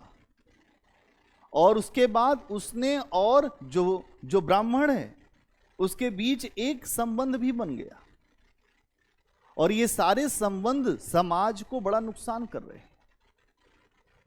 लोग अधिकारों के लिए अब धीरे धीरे जागरूक हो रहे हैं। इसके अलावा कर्मकांड, कोई बीमारी हो रही है तो कर्मकांड होता है। आज भी आप देखते हैं कि अगर किसी का स्वास्थ्य खराब हुआ तो कहें रुक जाओ, पेड़ वाली चुड़ैल ने पकड़ लिया, नहीं कहते हैं लोग गांवों में, उसके लिए उस जगह जाओ, वहां पर वो झाड़ फूक कर देगा। ये क्या है? कर्मकांड। तंत्र मंत्र, कुछ मंत्र पढ़वा लो, जब मंत्र पढ़वा लोगे तो सही हो जाएगा। ऐसे लोग आते रहते हैं, क्या ऐसा है कोई दिक्कत नहीं, बड़ी हानि हो रही व्यापार में, हमारे पास 3 मंत्र हैं, इस मंत्र का रोज जाप करो। इसके बाद अगर ये काम नहीं कर रहा है तो फिर काली गाय ढूंढो, हरा चारा, और उसको काला धागा बांध दो। कुछ न कुछ है लोगों के दिमाग में, और ये सब चीजें जो हैं उस समय भी तंत्र मंत्र। और इसमें सबसे बड़ा फायदा जो पुरोहित था उसी का था, हर चीज उसी के माध्यम से होनी है। अगर आपको जाना है तो वहीं जाना है भाई, जो उनके पास अगर आप गए तो कुछ पैसा चढ़ाएंगे तभी बात बनेगी। आप ये सोचिए कि अगर आपकी ग्रह दशाएं खराब हैं तो आपकी दशाओं को कौन बदल सकता है? अगर वास्तव में ही खराब है तो अंगूठी बदल देगी, पत्थर बदल देगा। अगर ऐसा होता तो कबीरदास को ये नहीं कहना पड़ता कि पाहन पूजे हरि मिले तो मैं पूजू पहाड़, उससे तो चाकी भली पीस खाए संसार। कर्मठी लोग जो होते हैं, जिनको अपने कर्म पर विश्वास होता है, वो भाग्य भाग्य नहीं चिल्लाते। भाग्य भाग्य वो लोग चिल्लाते हैं जो कमजोर होते हैं, जिनको ये नहीं पता है कि हमारे कर्म से ही सब कुछ हो सकता है। जो रश्मि रथी में बहुत अच्छी लाइन है, जब मानो जोर लगाता है पत्थर पानी बन जाता है। मानो कि जोर लगाने की बात है, दशरथ माझी ने जोर लगाया, पत्थर कट गया। आप जोर लगाएंगे तो इस परीक्षा में आप भी पास हो जाएंगे, लेकिन जोर लगाना पड़ेगा, ऐसे नहीं चलेगा कि आप आए लगे लगे हैं बस हो गया, ऐसा नहीं, करना पड़ेगा आपको काम। तो यहां तंत्र मंत्र, ये सारी व्यवस्थाएं मजबूत हो रही हैं, और इसके परिणाम स्वरूप लोगों का जो अपना खुद का जीवन था वो जटिल होने लगा। और ये जटिलता इतनी अधिक हो गई कि लोग अब कुछ नया चाहते हैं, नहीं चाहिए ये धर्म। आप लोग एक ही बात सोचिए कि आप एक जगह जाते हैं, पूरे जीवन भर आप एक ही मंदिर में गए, हे भगवान, उसके आगे नहीं बढ़े। समझदार व्यक्ति होगा तो उसके आगे बढ़ेगा, और जो नासमझ होगा वो उसी में अपना जीवन काट देगा। वो कुछ नहीं जानेगा, फिर भी आगे उसी में जाएगा, कर्मकांड भी करता रहेगा, लेकिन ऐसा नहीं है कि उसके हर दुख चले जाए। लेकिन फिर भी इसलिए पूजा, लोग इसलिए पूजा करते हैं क्योंकि डर है, कहीं ऐसा ना हो इस बार हनुमान जी नाराज हो जाए। दूसरा डर यह है कि जो शनि अनुकूल नहीं चल रहा है। तीसरा डर यह है कि अभी जो देवी की पूजा इस बार नहीं की, लग रहा है देवी नाराज चल रही है। डर के मारे आप पूजा कर रहे हैं। आराधना प्रेम से होती है, प्रेम चाहिए ईश्वर को। अगरबत्ती फूल आपका नहीं चाहिए, ईश्वर को चाहिए मन की निर्मलता, मन की शुद्धता। यही चीज आगे चल के आपको ये बात जो अलग अलग दार्शनिक मत है वहां दिखेगी कि हमें अंदर से बेहतर होना है। आप मंदिर में भी रहकर अत्याचार कर सकते हैं, खराब व्यवहार कर सकते हैं, करते ही हैं लोग, और आप न मंदिर में भी रहकर बहुत अच्छा काम कर सकते हैं, यह संभव है। तो यहां यह आपको समझना पड़ेगा। अब अगला पॉइंट बनाओ। अगला पॉइंट बनाएंगे दार्शनिक क्रांति का प्रभाव। दार्शनिक क्रांति का प्रभाव, क्या प्रभाव पड़ा इसका?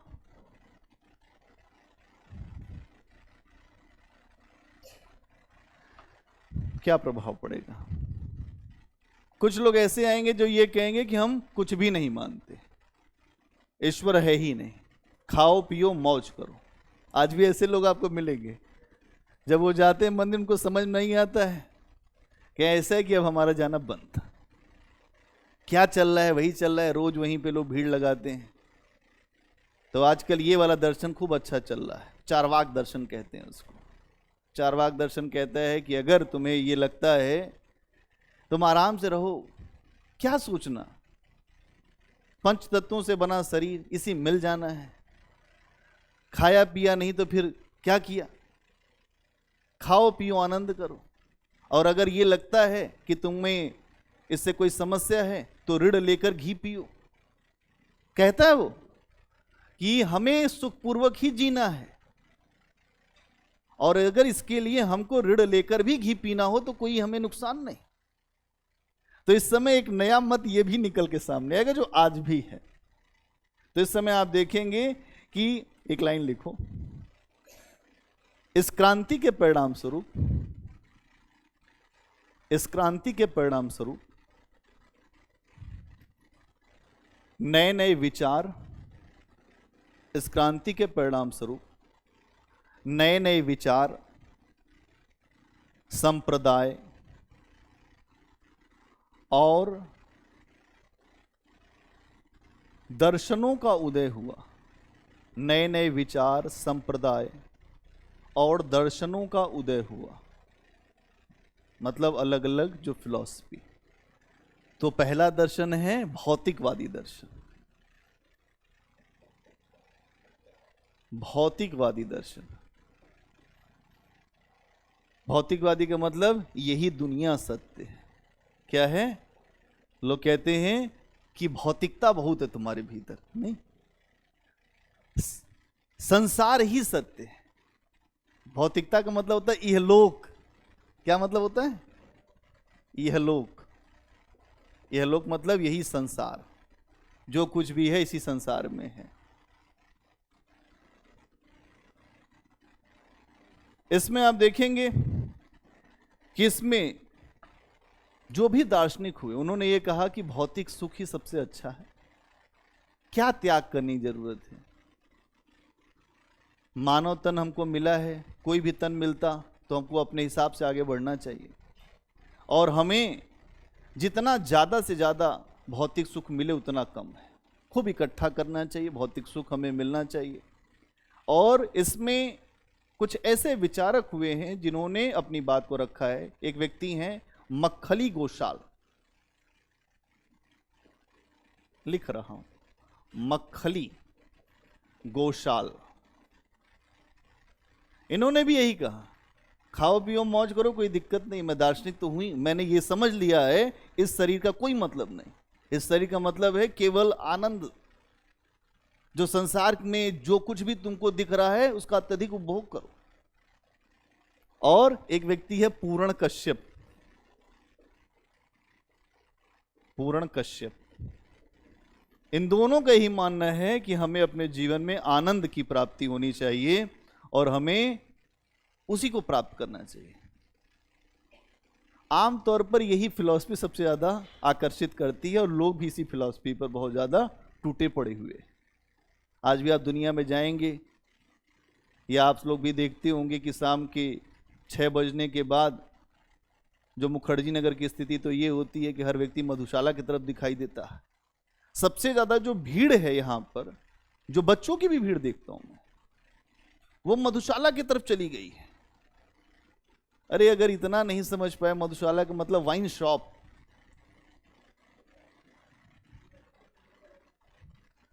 तो यहां पर आप देखेंगे कि ये क्या है, इसी चीज को जो संकेतित कर रहा है, इसका ही जो संकेत दे रहा है कि हमें जीवन में और कुछ नहीं चाहिए। पैसा कमाया, खर्च कर दिया, आराम से अपने जो जीवन को आगे बढ़ाना है और कुछ नहीं करना है। इसी तरह में अगर आप देखेंगे तो इसमें ही एक और दर्शन आता है जिसका नाम है चारवाक। ये इसी का ही एक चरण तो ये है जो भौतिकवाद में आपको ये 2 व्यक्ति दिखाई दे रहे हैं, और अगला चरण क्या है, चारवाक दर्शन। इसी तरह का ये भी है, भौतिकतावादी है चारवाक दर्शन, और इस दर्शन को लोकायत दर्शन भी कहते हैं। लोकायत, इसका मतलब क्या है कि यही लोक सत्य है। लोकायत दर्शन,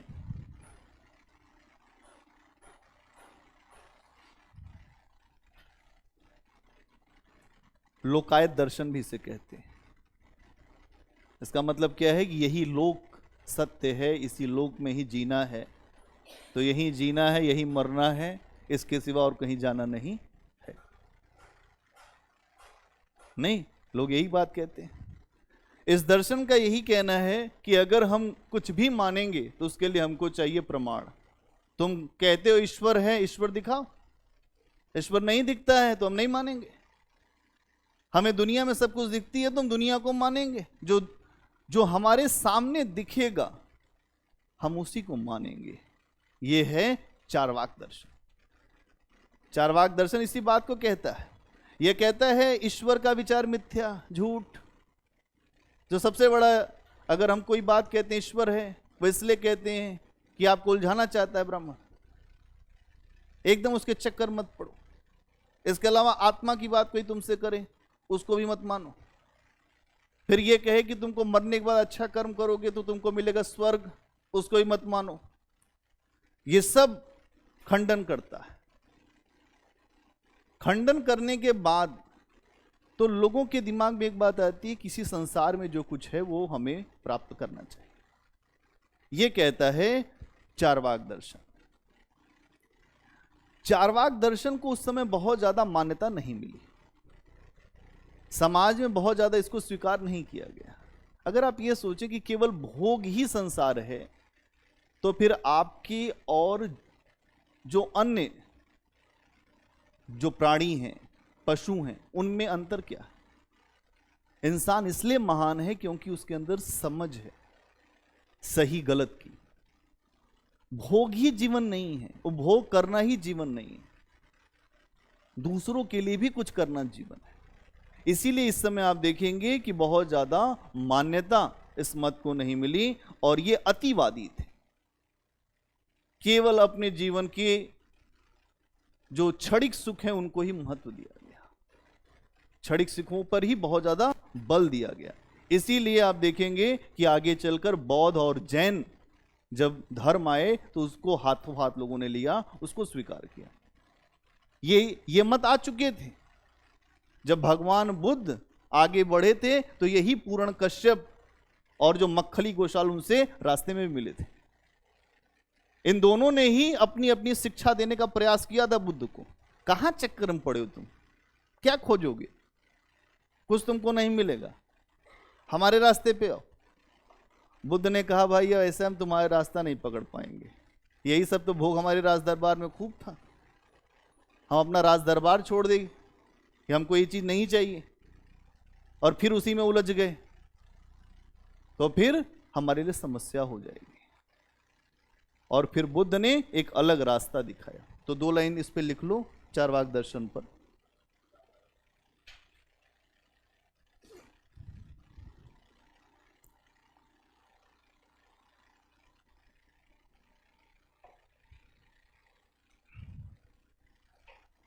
इस मत के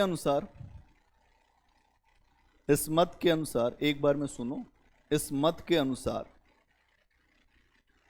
प्रत्यक्ष का प्रमाण ही, इस मत के अनुसार प्रत्यक्ष का प्रमाण ही हमारे ज्ञान का आधार है।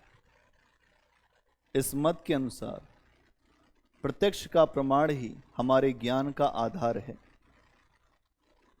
इस दर्शन में भी भौतिक सुखों को ही अत्यधिक बल दिया गया है। इस दर्शन में भी भौतिक सुखों को अत्यधिक बल दिया गया है।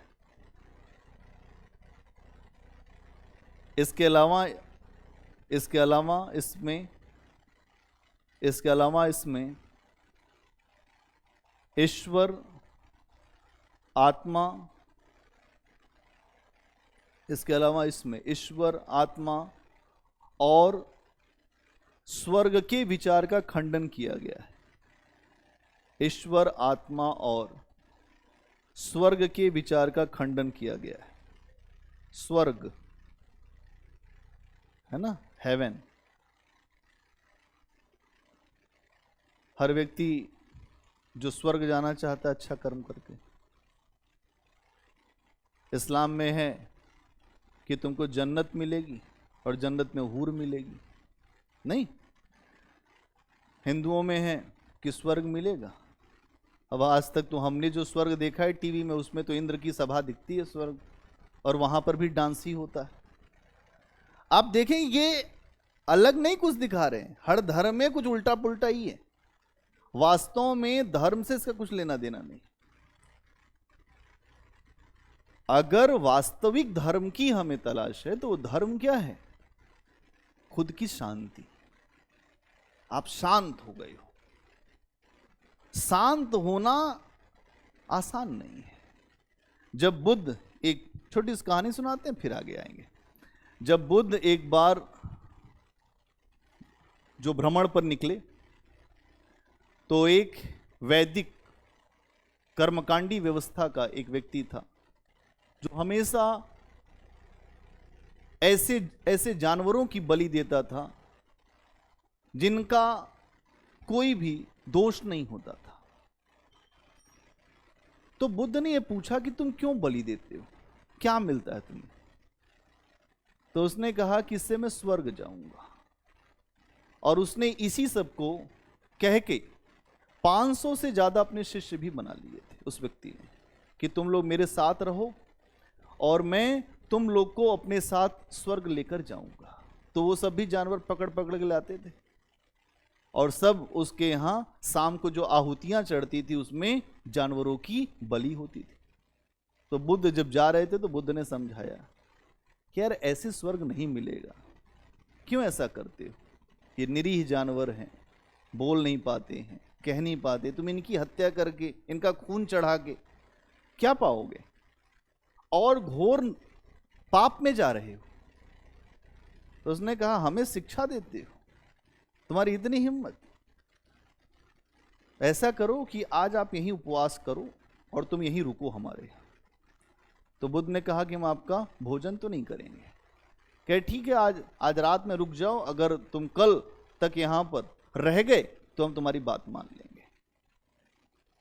वो व्यक्ति कौन थे पता है? पूर्ण कश्यप। यही पूर्ण कश्यप। पूर्ण कश्यप थे वहां बैठे हुए, और रात में जिस कक्ष में बुद्ध को रोका गया उस कक्ष में एक सांप छोड़ा गया, तक्षक। और उस सांप को जब छोड़ा गया, खतरनाक सांप रहा होगा, तो अगर कोई ऐसा व्यक्ति होता तो आराम से काट लेता, लेकिन जब उसने देखा बुद्ध को, तो बुद्ध थे ध्यानस्थ। जानवरों को भी अच्छा लगता है।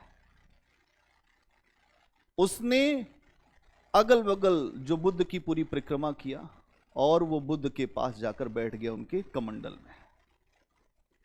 जब हुई सुबह तो पूर्ण कश्यप ने कहा कि वो जो बहुत शिक्षा दे रहा था अब तो मर गया होगा, उठा ला उसको, फेंक दो गंगा जी में।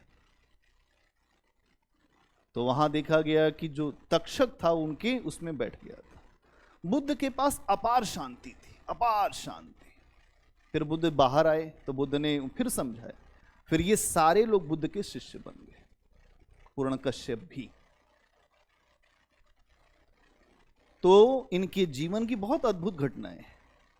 अंगुलीमार की कहानी तुम सब जानते होंगे। अंगुलीमार की कहानी जानते हो? नहीं जानते? कोई जानता है अंगुलीमार की कहानी? अच्छा, कितने लोग नहीं जानते? नहीं जानते। एक व्यक्ति था जिसका नाम था रत्नाकर। समाज ने उसको बहुत सताया था, बहुत सताया। और फिर वो एक बार इतना नाराज हुआ समाज से, कहा कि तुम सब बहुत बदतमीज हो, तुम लोगों ने मुझको बहुत सताया, बहुत हंसाई, अब मैं जा रहा हूं जंगल में और मैं वहीं रहूंगा। लोगों से वो बहुत ज्यादा नफरत करता था, तो वो वहां पर ऐसे स्थान पे रहने लगा कि जहां से लोग आते जाते थे, तो वो अचानक आता था, कुछ और नहीं करता था, उंगली काट लेता था। उंगली काट के अपनी एक माला उसने जो बना रखी थी उसी में उसको बांध लेता था। करते करते करते करते असंख्य लोगों की उंगलियां काट डाली उसने, और जैसे उंगली कटती थी लोग वहीं पे मर भी जाते थे। उसका आतंक इतना ज्यादा था। और जब ये बात हर जगह फैली तो लोगों ने वो रास्ता ही छोड़ दिया अंगुलीमार का।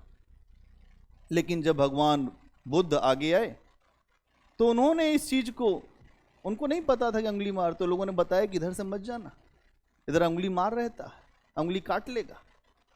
बुद्ध ने कहा हमें क्या डर, हम तो एकदम नहीं डरते मौत से, आज हो नहीं अभी हो जाए।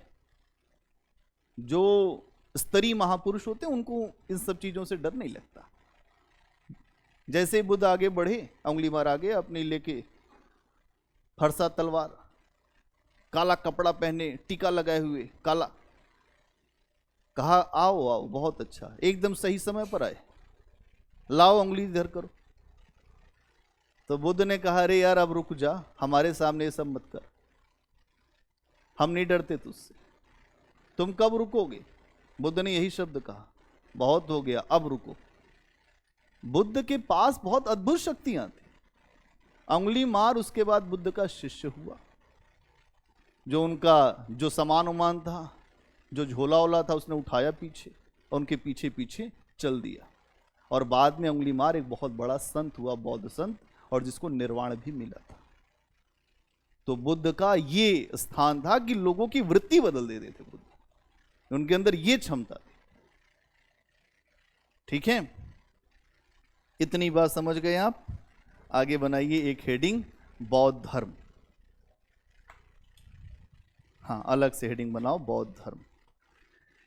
इसमें हम पढ़ेंगे, एक तो पढ़ेंगे भगवान बुद्ध को, बुद्ध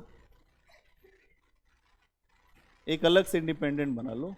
यहां पर हम पढ़ेंगे जो बुद्ध को, फिर उसके बाद पढ़ेंगे उनका दर्शन, और उसके बाद हम पढ़ेंगे उनके जो संघ के बारे में।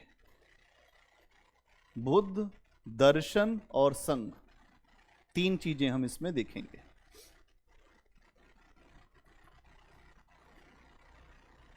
तीन बातों को देखेंगे।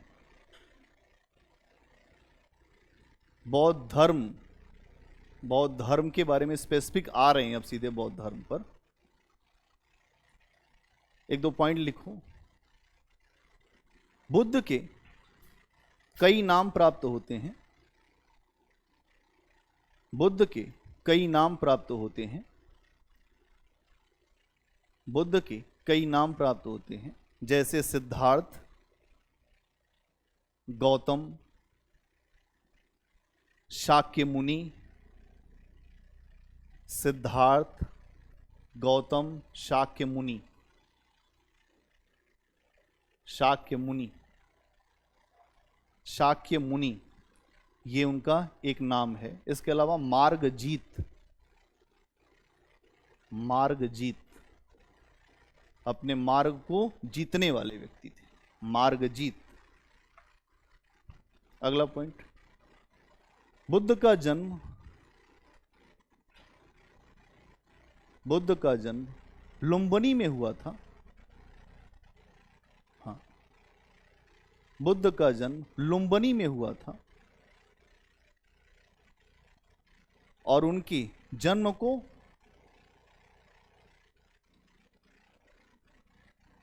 वैशाख पूर्णिमा के रूप में मनाते हैं। उनके जन्म को वैशाख पूर्णिमा, वैशाख पूर्णिमा, जब भी वैशाख पूर्णिमा आती है तो बुद्ध का जन्म दिवस मनाया जाता है।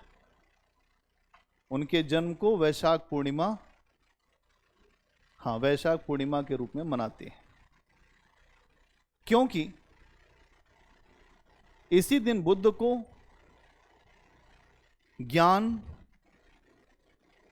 इसी दिन, क्योंकि इसी दिन बुद्ध को ज्ञान की प्राप्ति हुई थी और इसी दिन उनकी मृत्यु भी हुई थी, और इसी दिन उनकी मृत्यु भी हुई थी, अर्थात निर्वाण भी मिला था।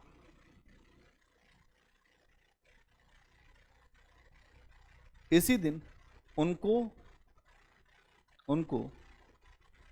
ज्ञान की प्राप्ति हुई थी और इसी दिन उनकी मृत्यु भी हुई थी। अब आ जाइए इनका दर्शन। क्या है दर्शन? अद्भुत बात यह है कि जिस दिन इनका हुआ जन्म, ये खास बात है, जन्म हुआ इसी दिन इनको मिला ज्ञान भी, अपने हैप्पी बर्थडे के दिन। जब हैप्पी बर्थडे आया उसी दिन इनको एक अच्छा सा ज्ञान मिला, आगे चल के चर्चा करेंगे, और इसी दिन इनकी मृत्यु हुई। तो इनकी मृत्यु न कहें तो अच्छा है, इनको निर्वाण मिला, कि ऐसे लोगों का जो जन्म नहीं होता, जन्म के बंधन से मुक्त होने वाले। हम सब यहां पर जितने भी लोग बैठे हैं, हम सबका जन्म हो रहा है, फिर होगा। अभी 10, 20, 30 साल, 50 साल के बाद फिर सब जाएंगे और फिर वापस आएंगे। लौट लौट कर वापस आना ही जन्म चक्र है। बुद्ध इसी बात को ढूंढ रहे थे, क्यों जन्म लेने हैं, क्यों ले जन्म। हम आप इतने सारे जन्म हो गए, लेकिन हमें नहीं समझ में आता कि हम क्यों जन्म ले रहे हैं, हमारे जीवन का क्या कारण है। लेकिन बुद्ध महान थे, तभी तो ये सोचे होंगे। बुद्ध के जीवन की 4 घटनाएं बड़ी महत्वपूर्ण है, जिसको 4 आर्य सत्य कहते हैं। पहला, बुद्ध ने अपने जीवन में सबसे पहले जब वो निकले तो उन्होंने एक व्यक्ति को देखा, जो व्यक्ति था बीमार।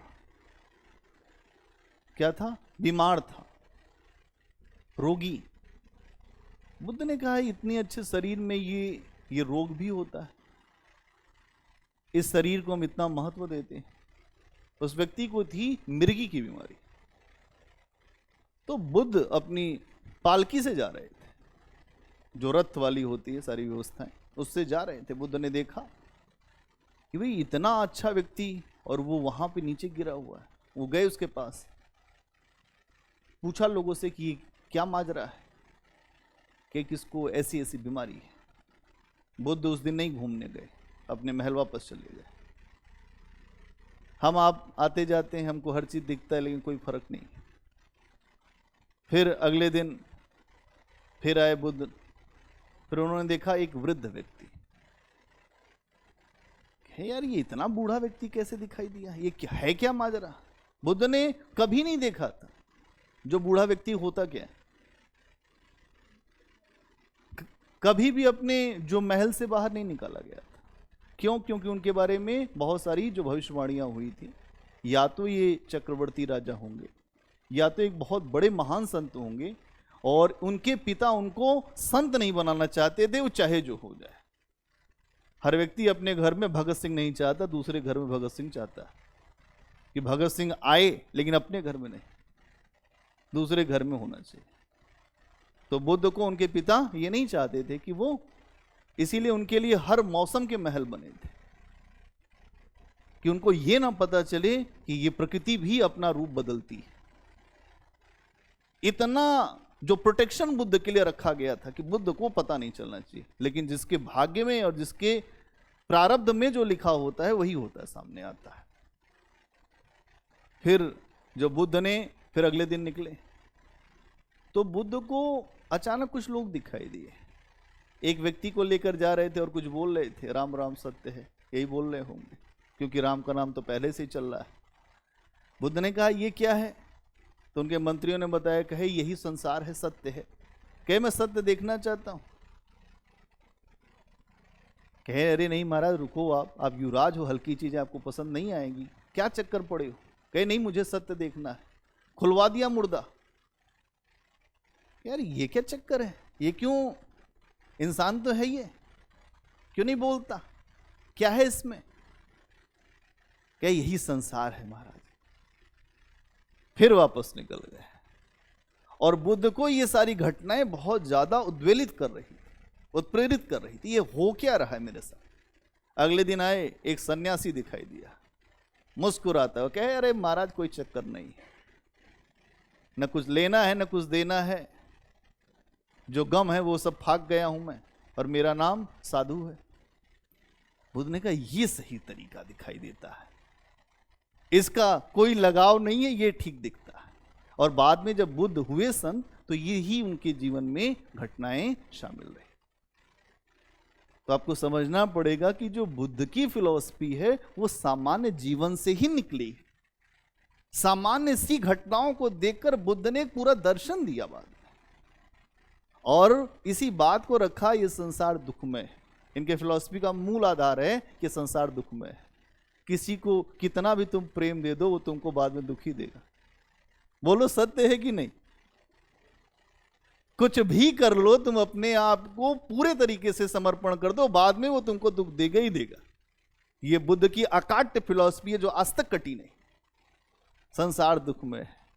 और फिर बुद्ध कहते हैं इस दुख का कारण है, इस दुख को तुमने ही पैदा किया है और बाद में रोते हो।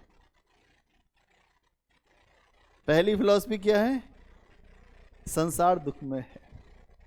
फिर दूसरी फिलॉसफी क्या है? इस दुख का कारण है। फिर तीसरी फिलॉसफी क्या है? इस दुख का निरोध होगा, तुम रोक सकते हो। चौथी फिलॉसफी है मैं तुमको इसका निदान बताऊंगा, दुख निरोध की प्रतिपदा। ये चार बातें हैं बुद्ध को। अगर तुमने इस चार को समझ लिया तो तुम पूरे बुद्ध के दर्शन को समझ लोगे।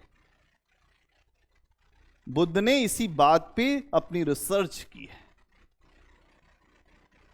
और उन्होंने कहा है कि हमारे दुख का कारण है इच्छा। और उसके लिए एक शब्द बुद्ध के यहां आता है तृष्णा। तृष्णा। हमारी समस्याओं का कारण क्या है? इच्छा। हम बहुत ज्यादा किसी से इच्छाएं कर लेते हैं, बाद में इच्छाएं करते हैं, इच्छाएं पूरी नहीं होती। होती हैं क्या पूरी? कोई इच्छाएं बहुत कर ले, उससे कोई नहीं मिलेगा उसको। कुछ ख्याल अच्छे हैं अपने दिल बहलाने को, अच्छे हैं ख्याल, आप इच्छाओं को करते रहिए, इच्छाएं पूरी नहीं होंगी। इच्छाएं पूरी होंगी स्वयं में संतोष करने से। इसीलिए लोग, जो पुराने लोग थे वो लोग यही कहते थे संतोष करो, जो संतोष का फल मीठा होता है। कुछ लोग अधीर हो उठते, नहीं संतोष नहीं करना है, और वो और परेशान होते हैं। क्योंकि इच्छाएं क्या हैं? जैसे एक जलती हुई आग है, और तुम अलग अलग जब भी इच्छाएं करते हो तो उस आग में आप घी डालते हो और भभकती है, एक और कुछ नई चीज। तो बुद्ध की फिलॉसफी में यही सारी बातें हैं। तो ये चार दर्शन क्या है? उनके चार आर्य सत्य हैं। क्या है? अब कुछ लिख लो, क्योंकि आप ये सारी बातें सुनते सुनते आपके दिमाग में कुछ भी नहीं रहेगा। तो लिखो थोड़ा। बौद्ध धर्म में हाँ, बौद्ध धर्म में सर्वोच्च ज्ञान को निर्वाण कहा गया है। बौद्ध धर्म में सर्वोच्च ज्ञान को निर्वाण कहा गया है। क्या है सर्वोच्च ज्ञान? निर्वाण।